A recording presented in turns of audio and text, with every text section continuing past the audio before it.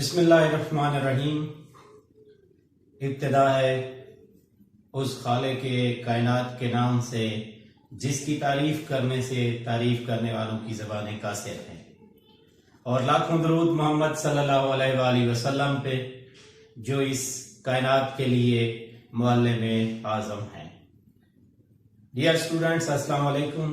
पिछले लेक्चर में हमने इलेक्ट्रिक फील्ड पे थोड़ी बहुत डिस्कशन की थी।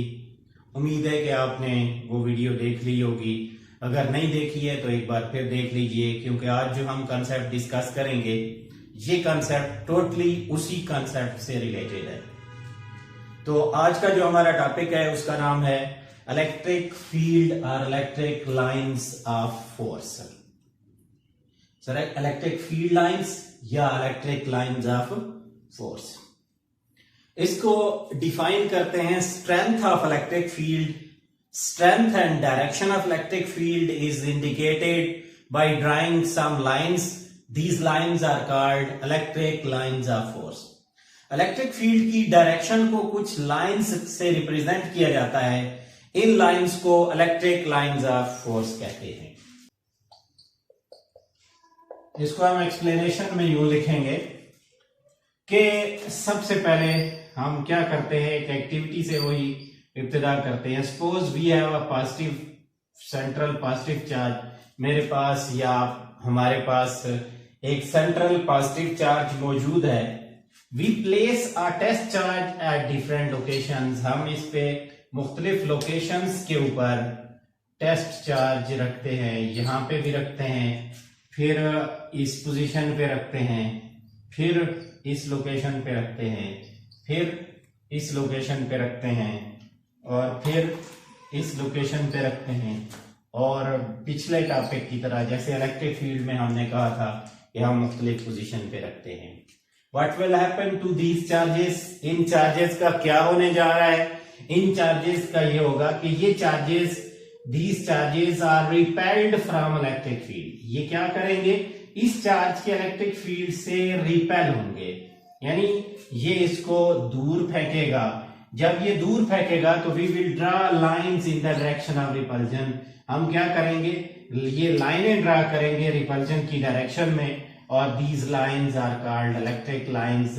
ये इमेजिनरी लाइंस जो हमने अपनी सहूलत के लिए यहाँ ड्रा की है, इन लाइंस को इलेक्ट्रिक लाइंस ऑफ फोर्स कहा जाता है। इट मीन दैट सेंटर पे अगर पॉजिटिव चार्ज होगा तो these lines are directed outward. ये लाइनें इस तरह से ड्रा होंगी और ये आउटवर्ड होंगी। एक और हम सेंटर पे नेगेटिव चार्ज लेते हैं, और फिर इसी तरह मुख्तलिफ लोकेशंस के ऊपर इसके गिर्द मैं टेस्ट चार्ज रख लेता हूं। अगर मैं इस टेस्ट चार्ज को मुख्तलिफ लोकेशंस पे रखूंगा और फिर देखूंगा कि क्या होगा। जैसा कि आपको पता है ये नेगेटिव है, ये पॉजिटिव है, तो ये क्या करेगा? ये वाला चार्ज अट्रैक्ट होगा। टेस्ट चार्ज क्योंकि स्मॉलर और वीक होता है, और इस वजह से ये अट्रैक्ट होगा। जिस डायरेक्शन में ये अट्रैक्ट होगा उसी डायरेक्शन में आपने लाइन शो करनी है, और ये लाइंस जो हैं आपकी डायरेक्टेड होंगी टुवर्ड सेंट्रल चार्ज। इसका मतलब ये हुआ कि आपका अगर सेंटर पे नेगेटिव चार्ज होगा तो ये लाइनें इनवर्ड ड्रा होंगी। बात ये हो रही है पॉइंट चार्ज की कि अगर सेंटर पे पॉजिटिव पॉइंट चार्ज होगा तो वो लाइनें जो आउटवर्ड होंगी इलेक्ट्रिक लाइंस ऑफ फोर्स कहलाएंगी, और इसमें जो लाइनें जो रिप्रेजेंट कर रही होंगी रेडियली और इनवर्ड या इनवर्ड जो होंगी उनको इलेक्ट्रिक लाइंस ऑफ फोर्स कहा जाता है। इसी तरह इनकी प्रॉपर्टीज को भी हम थोड़ा सा डिस्कस कर लेते हैं कि आया ये प्रॉपर्टीज इनकी क्या होती हैं। तो इनकी 3 से 4 प्रॉपर्टीज जो है वो जरूरी होती हैं, जो कि यहाँ पे हमने डिस्कस कर ली हैं। सबसे पहले इनकी प्रॉपर्टीज, इनकी पहली प्रॉपर्टी जो है इनके ओरिजिन से रिलेटेड है। तो इसके बारे में कहा जाता है कि these lines originate from positive charge and and on negative charge. जब भी आप पॉजिटिव चार्ज रखेंगे और एक नेगेटिव चार्ज रखेंगे तो ये हमेशा पॉजिटिव से शुरू होंगी और नेगेटिव चार्ज पे जाके खत्म हो जाएंगी। दूसरा, डायरेक्शन इनकी क्या होगी? यकीनी बात है, डायरेक्शन कैसे पता चलेगी? तो डायरेक्शन इनकी पता चलेगी टेंजेंट एट एनी पॉइंट, किसी भी पॉइंट पर जो टेंजेंट आपका होगा वो आपका किसी पॉइंट पे जो टेंजेंट होगा वो इनकी डायरेक्शन को शो करेगा। अगर ये लाइन स्ट्रेट है तो फिर तो इनकी डायरेक्शन वैसे भी पॉजिटिव से नेगेटिव तक क्लियर होती है, लेकिन अगर ये बेंडिंग में है तो फिर किसी भी पॉइंट पर जो टेंजेंट टू द पॉइंट होगा वो हमेशा इनकी डायरेक्शन को शो करेगा। तीसरा, इन लाइनों से हमें स्ट्रेंथ कैसे पता चलती है? Strength in if the lines are closer, दो पॉसिबिलिटी है, या दूसरा ये है कि ये फार्दर हो सकती हैं, एक तो ये लाइंस करीब हो सकती हैं, या एक तो ये है कि ये लाइंस दूर हो सकती हैं एक दूसरे से। मसलन ये लाइंस है, जहां पे लाइंस करीब होंगी तो ये इलेक्ट्रिक फील्ड वहां पे स्ट्रांग होगा, और जहां पे ये लाइंस दूर होंगी, अगर आप गौर से देखें तो चार्ज के गिर्द यहाँ पे लाइंस के आपस में फासला कम है, और जहां पे ये लाइन एक दूसरे से दूर होंगी वहां पर इनका जो लाइंस का जो फासला होगा वो ज्यादा होगा, तो फील्ड वहां पे वीक होगा। अगर चौथी प्रॉपर्टी को देखा जाए तो वो अहम बात ये कहता है कि इलेक्ट्रिक लाइंस जो होती हैं ये नेवर क्रॉस ईच अदर, कभी भी एक दूसरे को क्रॉस नहीं करती हैं। उसकी वजह भी आप अगर देख लें, इसकी रीजन ये होती है कि because electric field has only one direction, E जो होता है ओनली वन डायरेक्शन, किसी भी पॉइंट पर इलेक्ट्रिक लाइन, मसलन आप इस पॉइंट पे अगर देखेंगे एक लाइन इलेक्ट्रिक फील्ड की इनवर्ड या आउटवर्ड है, तो यहां दूसरी लाइन की पॉसिबिलिटी नहीं है, वही लाइन होगी। इसी तरह ये, तो आप इन लाइन को अगर थोड़ा सा, इसको मैं थोड़ा बढ़ा देता हूं, अगर आप गौर से देखें इन लाइनों को दूर करते जाएं तो ये लाइनें आपको कभी भी एक दूसरे को इंटरसेक्ट नहीं करती हुई नजर आएंगी। एक ही चार्ज की लाइनें एक दूसरे को कभी भी इंटरसेक्ट नहीं करती हैं। एक बार फिर देख लें, पॉजिटिव चार्ज से शुरू होती हैं, नेगेटिव पे खत्म होती हैं। डायरेक्शन इनकी हमेशा टेंजेंट एट पॉइंट जो है इनकी डायरेक्शन को शो करता है। उसके बाद ये लाइंस क्लोजर होंगी तो फील्ड स्ट्रांग होगा, ये लाइंस दूर होंगी तो फील्ड वहां पे वीक होगा।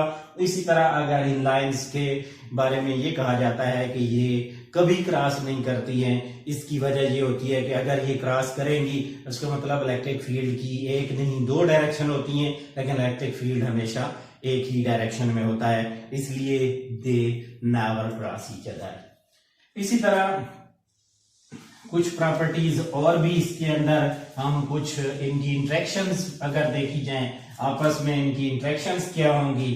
सपोज मेरे पास यहाँ एक पॉजिटिव चार्ज है, यहाँ भी एक पॉजिटिव चार्ज है, तो पॉजिटिव चार्ज के लिए ये लाइनें चूंकि आउटवर्ड होती हैं, तो आपका पॉसिबिलिटी क्या होगी, जब आप इन चार्जेस को करीब लाएंगे तो जो करीब वाली लाइनें होंगी ये एक दूसरे से दूर बेंड हो जाएंगी, क्योंकि पॉजिटिव चार्जेस एक दूसरे को रिपेल कर रहे होते हैं। जब आप करीब लाओगे तो ये लाइनें, जैसे ये मेरी फिंगर्स अगर आपको नजर आ रही हैं, पहले यूं ही दूर करीब आएंगी तो ये यूं रिपेल होंगी, they will create a gap between these, इनके बीच में गैप क्रिएट हो जाएगा और जीरो फील्ड लोकेशन होगी।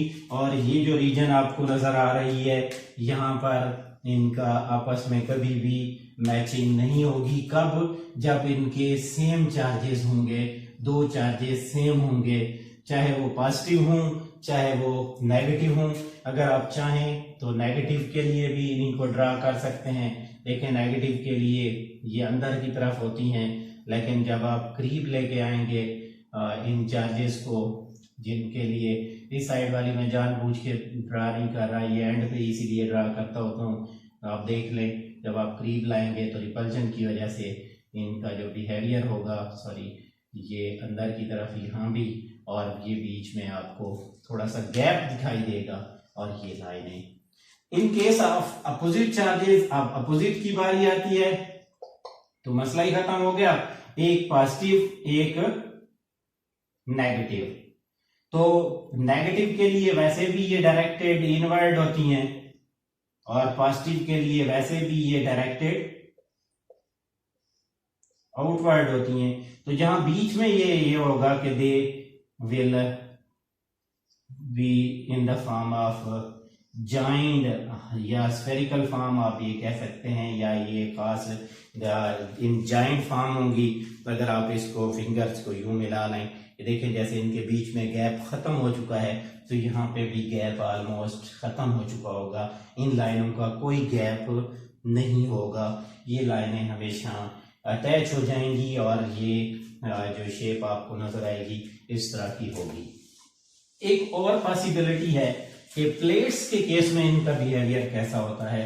In case of positive and negative plate, अगर आपके पास एक पॉजिटिव प्लेट है एक नेगेटिव प्लेट है, तो फिर पॉजिटिव और नेगेटिव प्लेट्स के केस में ये हमेशा पॉजिटिव से शुरू होंगी और नेगेटिव पे जाके एंड हो रही होंगी। लेकिन यहाँ एक बताता है एक बात कि in case of positive plate they will start from positive and negative, और जहां पर प्लेट्स खत्म हो रही होंगी वहां पर they will be in bulging out, ऐसे लगेंगी जैसे स्ट्रेट नहीं है, थोड़ी सी बल्जिंग हो रही है, थोड़ी सी जो है वो बेंडिंग शो कर रही है, आउटवर्ड नजर आ रही होंगी। लेकिन अगर आप प्लेट को जितना, अगर ये प्लेट यहाँ तक बढ़ा दी जाए तो फिर एक और बिहेवियर जो आपको बुक्स में नहीं मिलेगा, यहाँ पे आप इसको क्लियरली देख ले, फिर ये नहीं होगा, फिर ये बल्जिंग नहीं होगी, फिर यहाँ ये उसी तरह हो जाएंगी, स्ट्रेट हो जाएंगी, और बल्जिंग जो आपकी होगी वो एंड्स पे शिफ्ट हो जाएगी। तो ये एक तरीकेकार होता है इनका।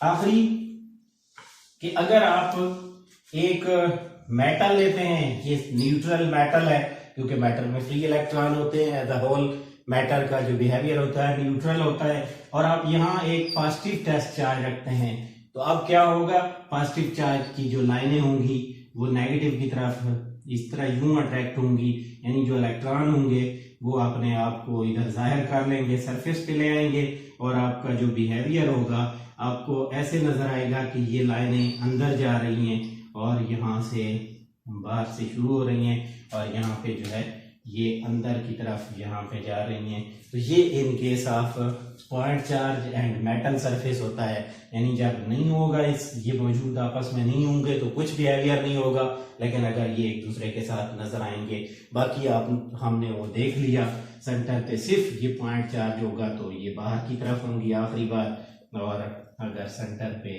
नेगेटिव चार्ज होगा तो ये लाइनें हमेशा अंदर की तरफ नजर आएंगी आपको। तो ये थी कुछ प्रॉपर्टीज इन लाइंस की, इलेक्ट्रिक लाइंस ऑफ फोर्स की, और कुछ इलेक्ट्रिक लाइंस के बारे में था जो हमने यहाँ पे डिस्कस किया। अपने कॉन्सेप्ट्स को रिवाइज कीजिए, जहाँ से आपको समझ नहीं आ रहा है वीडियो को पॉज करके इसको रिवाइज करके देखिए, आपको बहुत सारी चीजें क्लियर हो जाएंगी। नेक्स्ट लेक्चर तक के लिए अल्लाह के बाद।